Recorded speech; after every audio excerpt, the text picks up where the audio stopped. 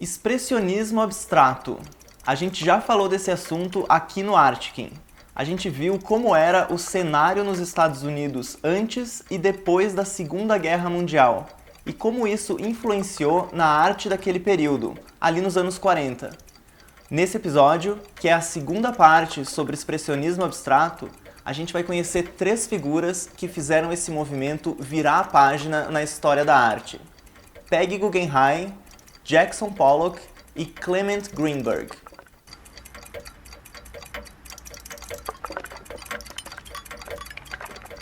Socialite, boêmia, herdeira. Peggy Guggenheim teve uma vida bem agitada, que foi marcada acima de tudo por seu amor pela arte. O que ela gostava era de aproveitar a vida e comprar obras de novos artistas.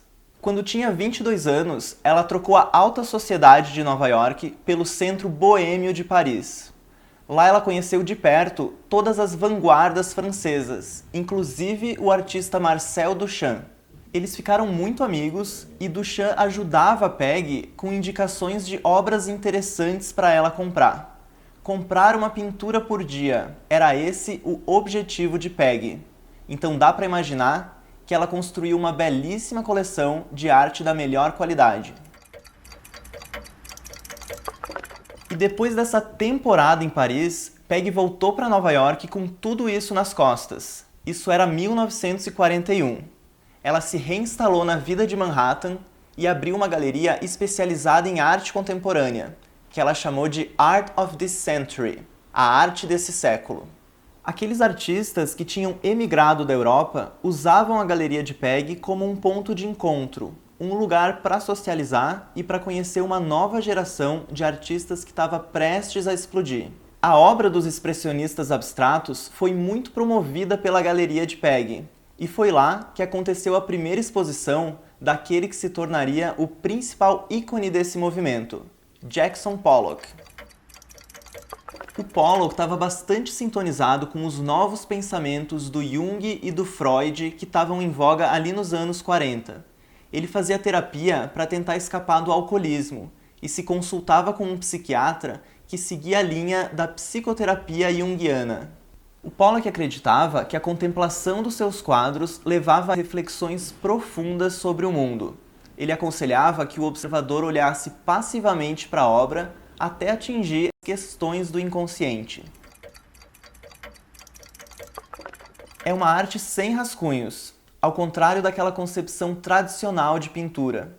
E dentro dessa tendência, o que é valorizado é exatamente a liberdade do imprevisto. Tanto é que a técnica de pintura mais conhecida desse período é o drip painting, em que a tela fica deitada no chão e a tinta é derramada ou gotejada em cima dela. O Pollock chegou a resultados impactantes com essa técnica, mas ele não foi o único que experimentou.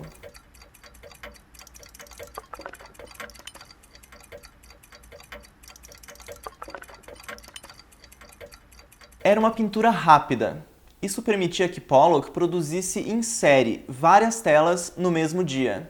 É por isso que muitas de suas obras nem sequer têm título, elas são apenas numeradas, como se fossem mesmo produtos saindo de uma esteira de produção.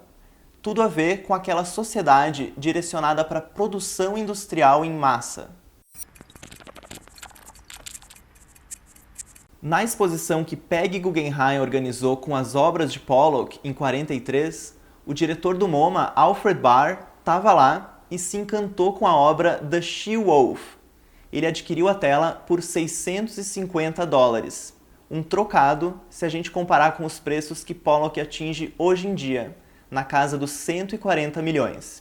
Mas o preço não importa. Essa aquisição fez do MoMA o primeiro museu do mundo a adquirir uma obra de Jackson Pollock, um gesto de abertura para o novo por parte do museu, o que contribuiu muito para aquele desejo dos Estados Unidos de se tornarem a nova força criativa da arte moderna. Aos poucos, o mundo foi se apaixonando por Jackson Pollock, e parte desse mérito também é do crítico Clement Greenberg. Greenberg foi o responsável por divulgar o trabalho do Pollock.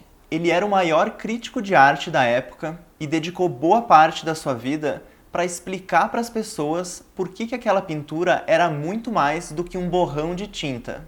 O Greenberg conseguiu elevar as discussões sobre artes para outro nível. Ele atingia um público muito grande. Inclusive, ele escreveu artigos para veículos como a Harper's Bazaar, uma revista de moda que até então nunca tinha tido arte como parte da sua pauta. E o recado dele era bem direto. Ele dizia que as melhores vanguardas estavam sendo produzidas nos Estados Unidos e não mais na Europa. Além disso, ele sempre se referia ao Pollock como o maior pintor da atualidade. Tudo isso gerou um hype em cima do Pollock e fez dele uma estrela mundial. A figura do artista se misturou com o conceito de celebridade, e isso teve um ápice quando a revista Time publicou em 56 um ensaio fotográfico chamado Jack the Dripper. Foi a primeira vez que o público viu de fato como era o processo de pintura do Pollock.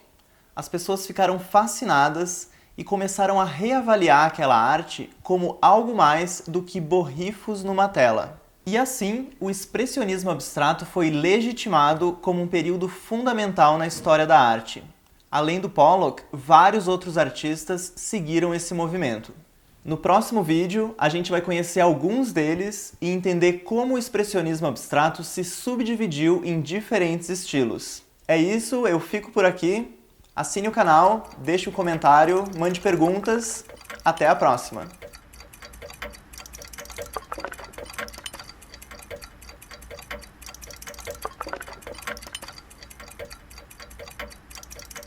Se você tiver interesse em se aprofundar na obra do Greenberg, eu recomendo o livro O Debate Crítico. Ele tem uma leitura bem clara, fluida.